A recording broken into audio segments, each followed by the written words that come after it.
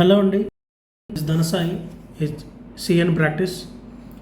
ఈరోజు ఈ వీడియో ద్వారా మనం తెలుసుకోబోయే టాపిక్ ఏంటంటే, తెలుసుకునే విషయం ఏంటంటే, జనరల్గా జిఎస్టీ చట్ట ప్రకారంగా ఒక డీలర్కి డిమాండ్ వచ్చే అవకాశం ఉంది. ఆ డిమాండ్ని మనం ఉన్న ఇన్స్టాల్మెంట్లో పే చేయొచ్చా, లేదంటే జనరల్గా డిమాండ్ ఎప్పుడైతే ఆర్డర్ వచ్చిందో ఆ ఆర్డర్ రిసీవ్ చేసుకుని 3 months లోపల పే చేసేయాలి.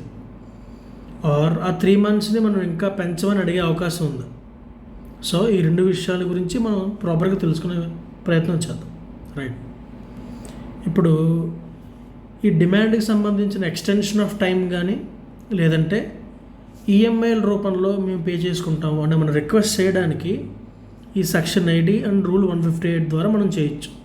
సో ఫస్ట్ స్టెప్ ఏంటంటే, ఎవరైతే టైం కావాలనుకుంటున్నారో, లేదంటే కట్టవలసిన డిమాండ్ని ఇన్స్టాల్మెంట్ రూపంలో పే చేసుకుందాం అనుకుంటున్నారో, వాళ్ళందరూ కూడా ఏం చేయాలంటే ఫామ్ DRC-20 ఈ ఫామ్ని మనం ఫైల్ చేయాలి. ఈ ఫామ్ ఎవరికి వెళ్తుంది? కమిషనర్ గారికి వెళ్తుంది.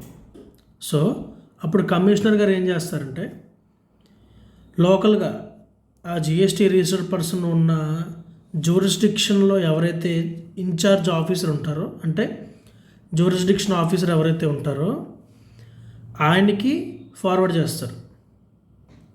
ఎందుకోసం?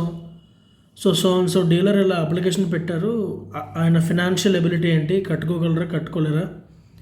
ఒకవేళ ఫినాన్షియల్ ఎబిలిటీ బాగుంది అనుకోండి, ఈ మే రిజెక్ట్ ద అప్లికేషన్. ఒకవేళ ఫినాన్షియల్ ఎబిలిటీ కొంచెం తక్కువగా ఉంటే సో నెక్స్ట్ స్టెప్కి వెళ్తారు. సో DRC-20లో మనం ఏం చెప్తాం? ట్యాక్స్ పీరియడ్ ఏంటి, డిమాండ్ ఎంత, నాకు ఏ టైంకి వరకు పెంచమని అడుగుతున్నాము, అలాగే ఎన్ని ఇన్స్టాల్మెంట్లు కావాలి. కానీ మనం ఎన్ని ఇన్స్టాల్మెంట్లు అడిగితే అన్ని ఎవరండి, మ్యాక్సిమం 24 ఇన్స్టాల్మెంట్స్ వరకే. రైట్.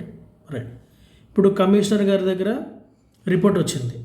ఈ జ్యూరిస్డిక్షన్ ఆఫీసర్ ఎవరైతే ఉన్నారో కమిషనర్ గారు రిపోర్ట్ ఇచ్చారు. ఆ రిపోర్ట్ని బేస్ చేసుకుని ఈ కమిషనర్ ఎవరైతే ఉన్నారో ఆయన డెసిషన్ తీసుకుంటారు. ఇన్స్టాల్మెంట్స్ అనేవి ఎప్పుడు ఇవ్వరు అంటే, ఆల్రెడీ గతంలో డిఫాల్ట్ అయింది అండ్ రికవరీ కూడా స్టార్ట్ అయిపోయింది. సో ఆల్రెడీ రికవరీ స్టార్ట్ అయింది కాబట్టి ఇంకా ఆ ఎస్ఎస్సి విషయంలో అసలు ఇంకా ఇన్స్టాల్మెంట్స్ కానీ ఎక్స్టెన్షన్ ఆఫ్ టైం కానీ ఇచ్చే ప్రసక్తే లేదు. నెక్స్ట్, ఆల్రెడీ మనం గతంలో అప్లికేషన్ పెట్టాం, దాన్ని రిజెక్ట్ చేశారు. సో మళ్ళీ ఇప్పుడు పెడితే మళ్ళీ రిజెక్ట్ అవుతుంది, అసలు మనం ఈ బెనిఫిట్ మనకి ఉండదు. నెక్స్ట్, ఏదైతే మనకు కట్టవలసిన డిమాండ్ ఉందో టోటల్గా CGST 25,000, SGST 25,000 అంటే 50,000 లోపల ఉంటే మనకి ఈ స్కీమ్ అప్లై కాదు. ఎందుకోసం? తక్కువ అమౌంట్ కాబట్టి. రైట్. సో ఈ 3 కండిషన్లలో ఎవరైతే ఉండరో, అంటే ఎవరైతే ఈ 3 కండిషన్స్లో ఉండరో వాళ్ళు ఈ స్కీమ్ ప్రకారంగా ఎలిజిబుల్ అవుతారో లేదో వాళ్ళ యొక్క ఫినాన్షియల్ ఎబిలిటీ బట్టి కమిషనర్ ఒక ఆర్డర్ ఇస్తారు. సో ఆర్డర్ దేంట్లో ఇస్తారు?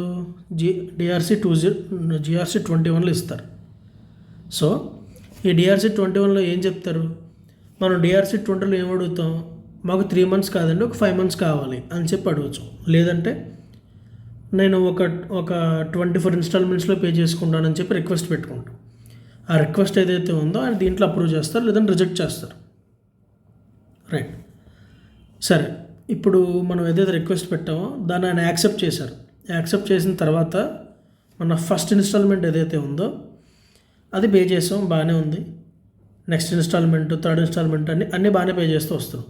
కాకపోతే ఒక ఇన్స్టాల్మెంట్ ఏం చేస్తామంటే డ్యూ డేట్ దాటేసింది. సో ఎప్పుడైతే ఒక్క ఇన్స్టాల్మెంట్ అయినా మనం డిఫాల్ట్ అయితే బ్యాలెన్స్ అమౌంట్ ఎంత ఉందో వెంటనే రికవర్ స్టార్ట్ చేస్తారు, నోటీస్ కూడా అవసరం లేదు. రైట్. మనం ఎప్పుడైతే రిక్వెస్ట్ చేసుకున్నామో మనం ఆ ఇన్స్టాల్మెంట్స్కి కట్టుబడి ఉండాలి. So this is the process. So DRC-20 file చేస్తాం, అది కమిషనర్ గారి దగ్గరికి వెళ్తుంది. ఆయన ఈ లోకల్గా ఎవరైతే జ్యూరిడిక్షనల్ ఆఫీసర్ ఉంటారో ఆయన రిపోర్ట్ అడుగుతారు. ఆయన రిపోర్ట్ ఇచ్చిన తర్వాత కొన్ని కండిషన్స్ ఉంటాయి, ఆ కండిషన్స్ని బేస్ చేసుకుని మనకు టైం ఇచ్చే అవకాశం ఉంటుంది. సో ఫర్ ఎగ్జాంపుల్ ఇప్పుడు టైం ఇచ్చారు కదా అంటే టైంతో పాటు ఇంట్రెస్ట్ కూడా మనం పే చేయాల్సి ఉంటుంది. Right. So this is the entire process. Thank you.